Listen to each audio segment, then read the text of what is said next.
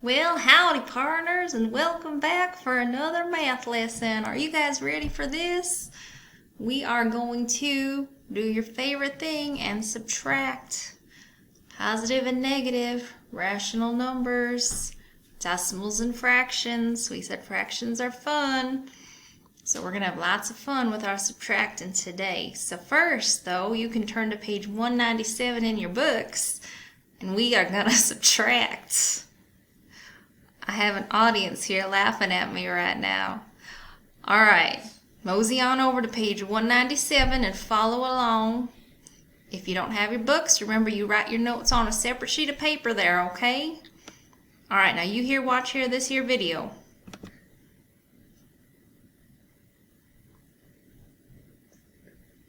To subtract rational numbers in different forms, write the numbers in the same form.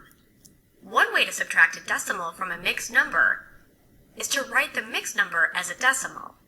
This method works if the mixed number can be written as a terminating decimal. Next, find the difference. To subtract the decimals, rewrite the subtraction as addition and add its additive inverse. Follow the rules for adding negative decimals. Another way to subtract rational numbers in different forms is to write the decimal as a fraction or mixed number. Use this method when the fraction or mixed number cannot be written as a terminating decimal.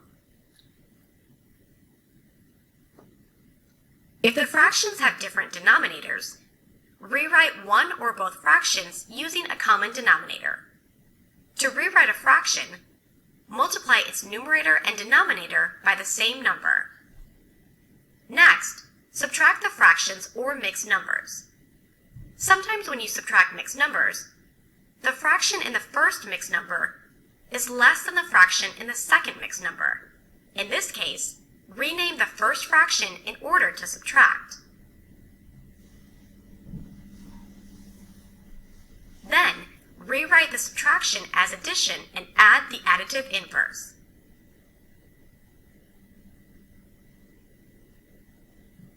Finally, simplify the difference if necessary.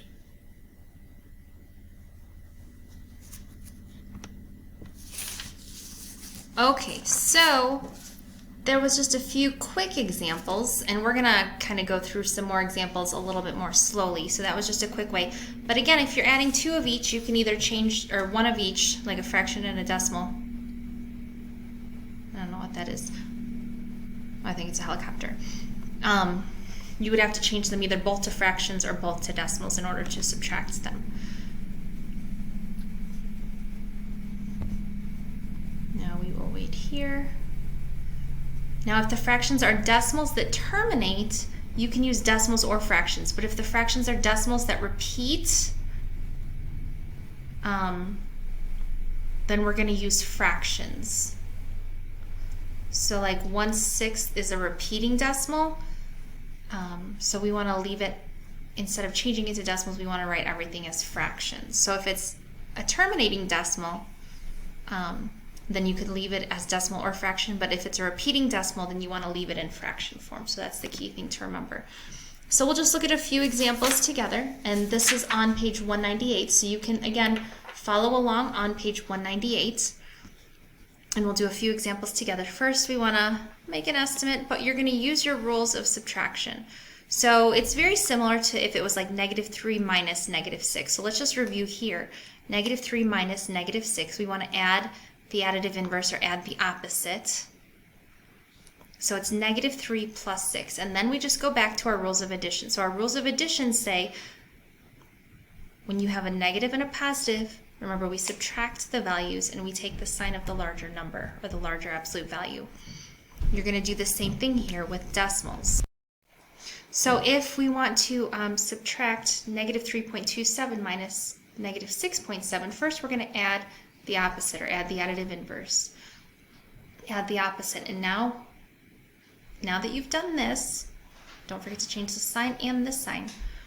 Now we're going to do our addition rule. So our addition rules state that if we have a negative and a positive, remember we subtract these numbers. So you're going to take 6.7 minus 3.27.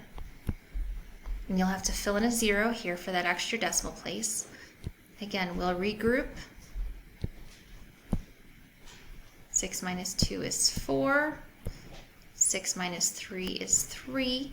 And since our larger number is positive, then our answer will be positive 3.43. Let's look at another example. This one's not in your book, so write this in the margins on page 198. So it's 3.58 minus 2.9. Again, we're going to add the opposite. So now it's just 3.58 plus 2.9, which is nice for us because they're both positive. So this addition is easy for you guys. This will be 9, 14, 6.49.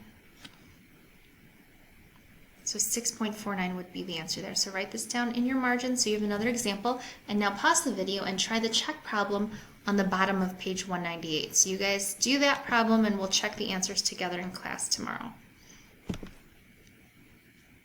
So now that you've paused, you all did that, right? Let's look at subtracting fractions. Once again, you want to first rewrite it as instead of instead of mixed numbers, write them as improper fractions. It'll just be easier for you guys, I think, to work through overall. So 5 times 3 plus 1 is 16/3. 9 times 4 plus 5 gives us 41/9 here. Then, if we get a common denominator, the common denominator of 3 and 9 would be 9. So to get that, we would have to multiply this fraction by 3/3. And that's where 48/9 comes from. And this is on page 199. By the way, you can fill in the boxes at the top of page 199. So this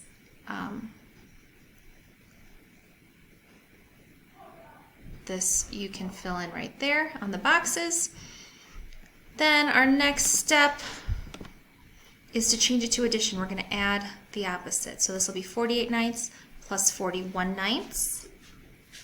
And now that the denominators are the same and these are both positive, then we just add the numerators. So 48 plus 41 is 89/9. And you can leave your answer like this, or you can change it to an improper fraction. It's totally up to you. So again, this one is not in your books. Write this in the margins on page 199. Make sure you're copying down all these notes. These will be good ones to look back on, to have for examples. So I have -1/2 minus 2 2/5. So my first step is going to be to write these both as fractions. And 1/2 is already a fraction. And I'm going to change 2 2/5. So 5 times 2 is 10, plus 2 is 12. So this will be 12/5. So now that they're both improper fractions, we need a common denominator. Well, what's the common denominator of 2 and 5 going to be? And if you said 10, then you would be correct. So I need a denominator of 10. I need both of these to equal 10. So to get that, I'm going to have to multiply this one. Oop, oh, I don't know why it does this on me. Okay, let's do this. Okay, we're going to multiply this one. Oh my goodness, stop doing that. Okay, this one by 5/5, and this one times 2/2.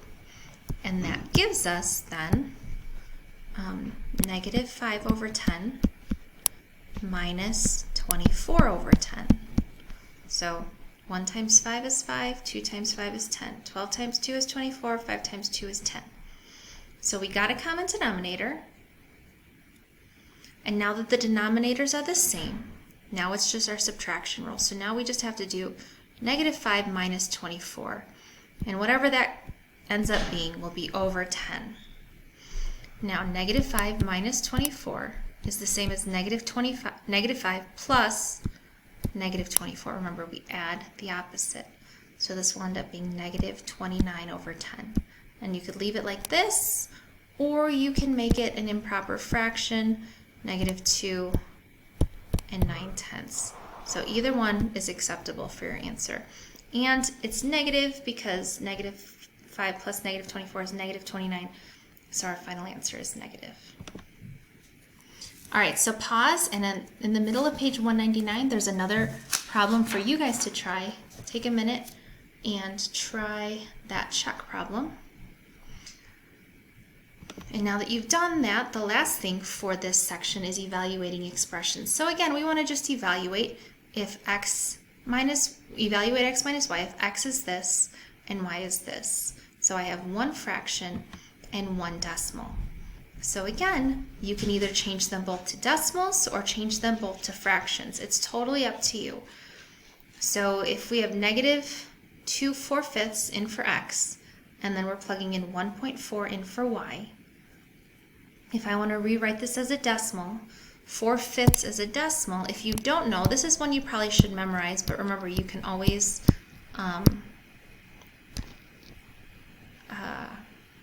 do long division to find that.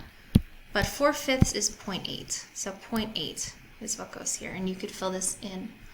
Actually, this one's already filled in for you. So this will be negative 2.8 minus 1.4. Which, if we're going to rewrite this, would be negative 2.8 plus negative 1.4. So adding the opposite, add a negative 1.4. And since I have a negative plus a negative, then we're going to add those two together to get 4.2. But since these are both negative, it's negative 4.2 for our final answer. So that is one way to do it. Again, if this is too confusing, you can always rewatch it more slowly, but we will also do some examples together in class. Another thing we could do is change these both to fractions. So 1.4 is the same as 1 2/5. So remember 0.4 is the same as 4/10 because it's in the tens place, which simplifies to 2/5. So negative 2 4/5 minus 1 2/5, but then we can, since these have a common denominator already, change them to improper fractions, and then we'll rewrite this as addition. So add the opposite, add a negative 7.5. So now that we have our common denominator and we've changed it to addition, then remember that we keep the bottoms the same, and all we have to do is negative 14 plus negative 7 on top, which is negative 21. So you can leave your answer as negative 21/5 or negative 4 1/5. So it's either negative 2 4/5 or negative 4 1/5 or negative 4.2, however you want to answer that. So you guys pause, or you can just wait and end the video, and you guys do the check problem in the middle of 200. We're going to do the check problem together in class, and we'll do another example together as well. But this will give you at least a start on the lesson, and then we'll do some more together. So I hope y'all have a rootin' tootin' good night, and I'll see y'all tomorrow.